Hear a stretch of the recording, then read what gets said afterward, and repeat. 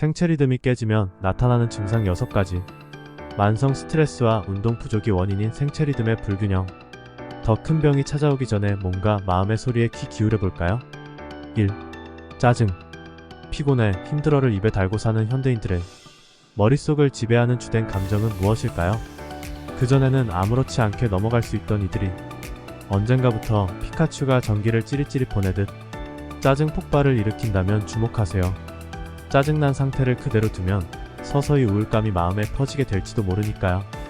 2. 불면증. 정신적, 육체적으로 충분히 피로한 상태로 귀가해 따뜻한 물로 샤워를 하고 누웠다고 가정해봅시다.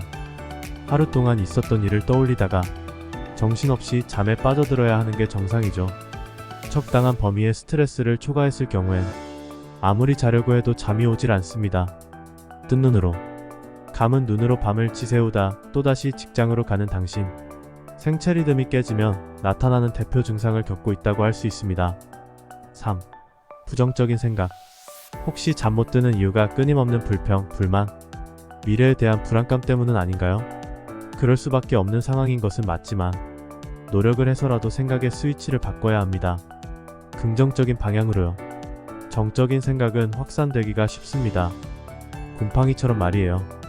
하지만 마음만 먹는다면 긍정적으로 생각하기는 그렇게 어려운 일이 아닙니다. 환경을 쉽게 바꿀 순 없어도 자신의 마음만은 컨트롤할 수 있다는 사실을 기억하세요. 4. 일 미루기. 오늘 해야 할 일의 양이 많아 슬금슬금 내일로 미루는 것 한 번쯤 눈 감아줄 수 있죠. 어떤 사람이 완벽할 수 있을까요?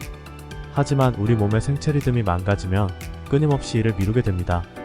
자신감, 의욕이 모두 먼지처럼 사라지는 것이죠. 계속 부딪혀봐야 노하우가 생기는데 피하기만 한다면 어떤 일도 해결되지 않습니다. 밥 한 숟갈 떠먹는 것도 마찬가지. 아무리 미루고 미뤄도 밥이 저절로 입속으로 들어오지 않아요. 뻐근한 어깨와 목. 공부든 일이든 한자리에 앉아 끊임없이 파고들어야 하는 과업을 가졌다면 어깨와 목이 뻐근한 것은 당연한 일인지도 모릅니다. 중간중간 자리에서 일어나 스트레칭을 한다고 하더라도 말이죠. 디지털이 고도화된 미래의 사무직을 표현한 일러스트 한 장이 떠오르네요. 거북목이 지속되면 어깨에 무리한 힘이 들어가 저절로 솟은 어깨와 승모근 뭉침을 유발합니다. 생체 리듬과는 관련이 없는 것 같다고요?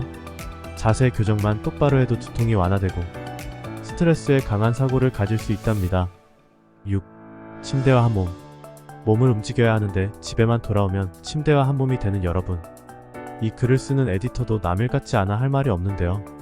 할 일이 빽빽이 쌓여 있는데도 불구하고 계속해서 누워만 있다면 좋지 않은 신호로 보입니다. 푹 쉬더라도 할 일을 다 끝마치는 것에 목표를 가져보면 어떨까요? 소소하게나마 게임의 퀘스트 깨듯 할 일을 먼저 한 뒤 충전하는 시간을 보내주세요. 실행력을 높이기 위해선 3초 만에 일어나기 훈련을 한다면 어떨까요? 고민하는 시간을 줄이고 생각나는 즉시 움직이기로 약속.